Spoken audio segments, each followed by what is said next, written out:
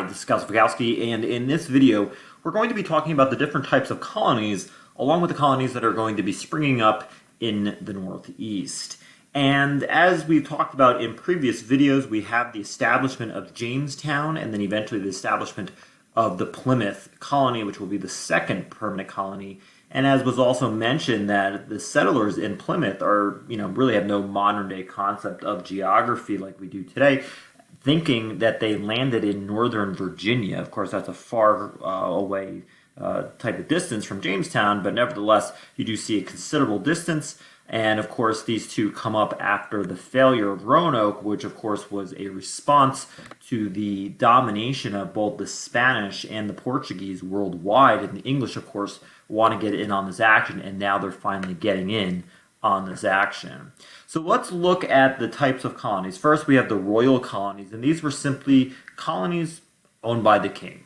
And then you had proprietary colonies, and if you're a proprietor today, you're like a business owner. And these were colonies such as Pennsylvania, Maryland, Delaware, and these basically were land grants that came directly from the British government. And you had in each of these colonies, or these states, if you will, like we have today, you have colonial governors, and they reported directly back to the king. So the king certainly has a lot of say in these.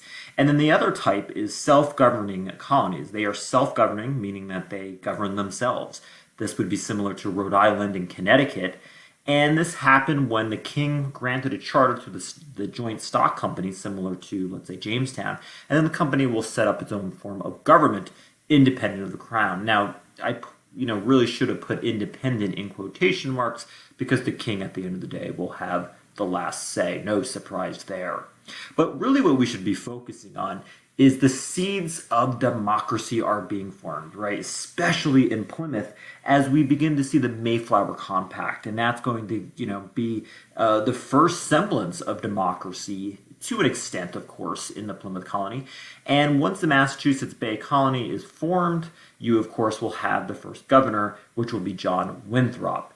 And this comes about once pilgrims are coming, and people are coming, and they have this unique type of democratic style of making decisions in the form of town hall meetings. And this idea is catching on, and this is something that's going to be celebrated by these Puritans who have come from England to now New England, and they are feeling that they are stakeholders who can now vote and have a say in the decision-making process. So in many ways, this is the first seeds being planted in our democracy that will eventually, in several years, over 100 years, make up what we know today as the Constitution. So very, very important. Now, it's important to note that only adult males in the Puritan Church and stockholders could vote at this time, so certainly we have a long way to go in terms of calling it a really good democracy.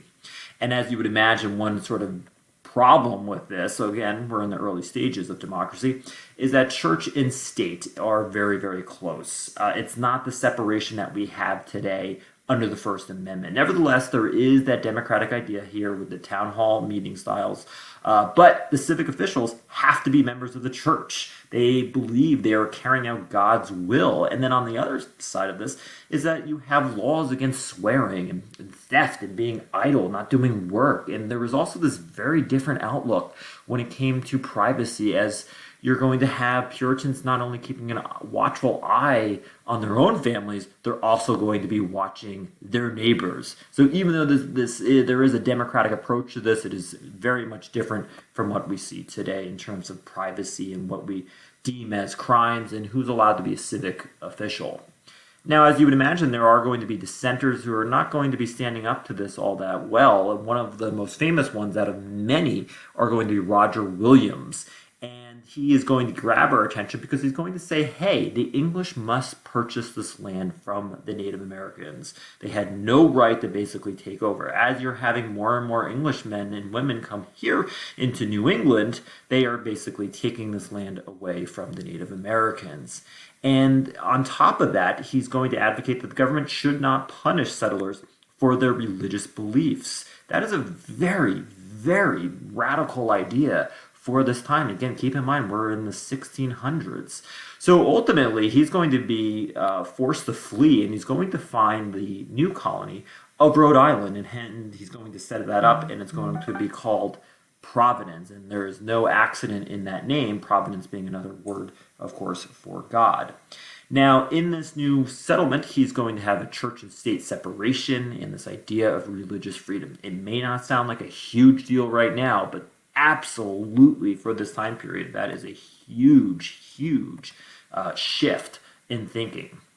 And then our second major, again out of many, dissenters was Anne Hutchinson, and she believed that worshipers didn't need the church or ministers to interpret the Bible. And as one would expect, she was banished. Where are you going to go? If you're going from present-day Massachusetts, you're going to go down right to Rhode Island and, of course, join Roger Williams. And with this belief that you don't need the church, the minister, to interpret the Bible, absolutely the church is going to respond fairly heavy-handedly, and that's because it's going to put the church out of business. So certainly you're going to see some early dissenters. Now, it's important to note that you have Rhode Island, and then you're also going to see Connecticut come about through settlement. It was once thinly populated by the Dutch. Of course, New England is going to absorb that area for the English as well, following the Duke of York. But as you would imagine, land disputes are going to be a big issue, right? For every colonial farmer, there was around 1 acre of land required. For Native Americans, that was more than 20 times that size, 20 acres for Native Americans, because they used a significant amount of the land for their way of life. Not only hunting, you have fishing, you have agriculture. And of course, there's going to be a dispute over these land treaties that the English and the Native Americans are going to be making this about. Native Americans saw that these treaties were temporary, that they're leasing the land for items such as blankets and guns, whereas colonists are going to have a much different concept and idea of this. They're going to see this as a one-time deal. This will eventually lead to the Pequot War, which we'll get to a subsequent discussion on, but this is just foreshadowing many hostile relations between the English and the Native Americans. Remember that this contrasts significantly with the way in which the Dutch and the French had relations with the Native Americans, which were very much characterized by being very friendly and being very trade-oriented, whereas the English are going to be a lot more hostile, and you're not going to really see any intermarriage like, again, we saw with the French and to a limited extent, the Dutch.